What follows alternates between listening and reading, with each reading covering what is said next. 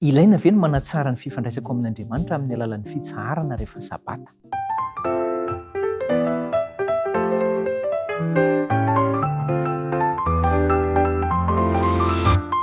Tao anatin'ny fotoana izay nandinitsika ny Soatra Masina dia efa nahitana hoe tena zava-dehibe amin'Andriamanitra ilay sabata fitsaharana, ary tiany ho zava-dehibe amiko sy aminao koa izay sabata fitsaharana izay. Manapa-kevitra ianao izany izao, na hitandrina ny sabata ampatokiana, na tahaka an'ilay tao amin'ny Hebreo hoe mbola handeha amin'ny tsy finoana indray. Fa izao ampirisihako ianao hoe andaontsika hanapa-kevitra hitandrina ny sabata ampatokiana.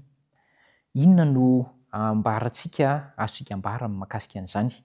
Ilay sabata anie ka famantarana, tombo-kase famantarana ny maha-Andriamanitra mpamorona an'Andriamanitra, famantarana ny amin'Andriamanitra sy ny vahoakany. Vahoakany ve ianao ny fiheveranao ny tenanao? Olony ve ianao ny fiheveranao ny tenanao? Famantarana aminao sy aminy ny fitsaharanao amin'ny andro sabata. Toy izany ihany koa izaho izay miteny, rehefa mitsahatra amin'ny andro sabata dia fantatr'Andriamanitra hoe izany no zanany. Ny fitandremana nefa dia asesiky ny fitiavana. Tsy hoe mitandremana fotsiny hoe dia tsy maintsy hanao an'izany ve izany? Ary maro amin'ny olona no mahita hoe mafy be izany mitandrina andro anankiray, tsy hanaovana raharaha n'inona, tsy hahafahana manao zavatra izay tiana izany. Fa izao tahaka ny mpifankatia izy io, rehefa tiana ny olona anankiray dia ankasitrahana avokoa ny zavatra rehetra izay avy aminy, na izay iriny atao na sainy atao, dia ataonao izany satria tianao izy. Dia tahaka an'izany koa, tiantsika Andriamanitra dia ankasitrahantsika izay zavatra asain'Andriamanitra ataontsika ary arahantsika mihitsy izany. Izany hoe ny fitiavana no mitondra ao anatin'ilay fitsaharana fitandremana ny andro sabata. Mila mitoky sy miantehatra tanteraka amin'Andriamanitra isika, ary izay no anasan'Andriamanitra antsika amin'ity hoe hitandremana ny sabata ity. Milaza amintsika izy hoe matoke aho, hoy izy, miantehera amiko, fa izy no manome ny zavatra rehetra ao antsika. Tsaroantsika ny tantaran'ny zanak'Israely izay nomeny hanina, nomeny rano, neny ny fitafiana nataon'Andriamanitra naharitra teny an-koditr'izy ireo ny tombony tamin'ny lalan'ny efitra karakaina. Mbola mihoatra lavitra noho izany koa ny ahian'Andriamanitra asy ianao raha matoky ahy sy mitoky aminy isika. Tsarovy koa ity anjaran'Andriamanitra ny manome fanazavana hoe inona ny tokony ho atao amin'ny fitandremana ny teniny. Fa tsy anjarantsika olombelona ny mamaritra hoe izao koa tsy maintsy ataontsika, na hoe izao no tokony ataontsika avy aty amintsika olombelona. Fa anjaran'Andriamanitra ny manome antsipiriany momba ny lalàny fitandremana ny didiny, indrindra mahakasika an'ity sabata ity. Ka raha izaho izany dia hamorona fitsipika hafa dia tsy ankasitrahan'Andriamanitra ary tsy avy amin'Andriamanitra izany. Raha isika olombelona izany mamorona fitsipika hafa hoe izao koa tsy azo atao, na hoe izao koa no tokony atao, na hoe izao ny ihany tiako atao rehefa sabata, dia tsy avy amin'Andriamanitra izany, ary tsy mahazo rariny avy amin'Andriamanitra isika raha miseho manao toy izany.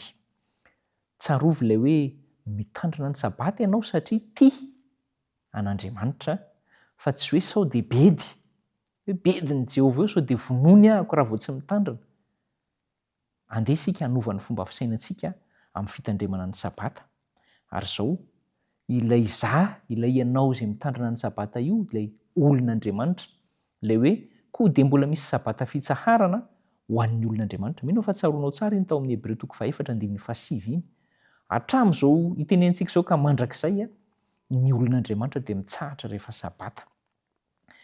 Dia tsarovy ihany koa ilay hoe ny fitsaharana ny sabata ka fitsaharana, ary tsy vitan'ny fitsaharana fotsiny hoe mijanona fotsiny izay atao rehetra na ny raharaha andavanandro, fa misy fitahiana, misy fanamasinana, ary tsy vitan'ny fitahiana sy fanamasinana, fa misy firavoravona, fifaliana izay omen'i Jehovah sy iainantsika.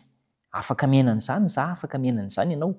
Isan'ny sabata raiso izay, fa aza heverina foana ilay hoe mavesatra izany fitandremana an'ilay sabata izany, fa tena raiso fa misy fitahiana, misy firavoravona, misy fanamasinana, ary misy fahatserovana n'ireo soa rehetra izay nataon'Andriamanitra tao anatin'ny enemana na ny herinandro ny sabata. Izany rehetra izany raisitsika avokoa amin'ny sabata. Manasanao mihitsy aho andao sika hanapa-kevitra. Raiso ny andraikitrao, raiso ny fanapahan-kevitrao amin'ny alalan'ny safidy fa hanompo an'i Jehovah hitandrina ny sabatany dia ampian'i Jehovah ianao. Fa satria maneho fitiavana an'i Jehovah ilay fitandremana amin'ny tsakany sy andavan'ny sabatany dia omen'i Jehovah anao kosa araka ilay any amin'ny Isaia 40:10 ilay fitahiana omeny hoe raha miaro ny tongotrao amin'ny sabata ianao dia hiravoravo amin'i Jehovah ary asandratra Jehovah, omeny Jehovah ny fitahiana izay mahasoa ilaina amin'izao fiainana izao. Andao hanapa-kevitra aza tara anio enoy ny feon'i Jehovah hivavaka isika.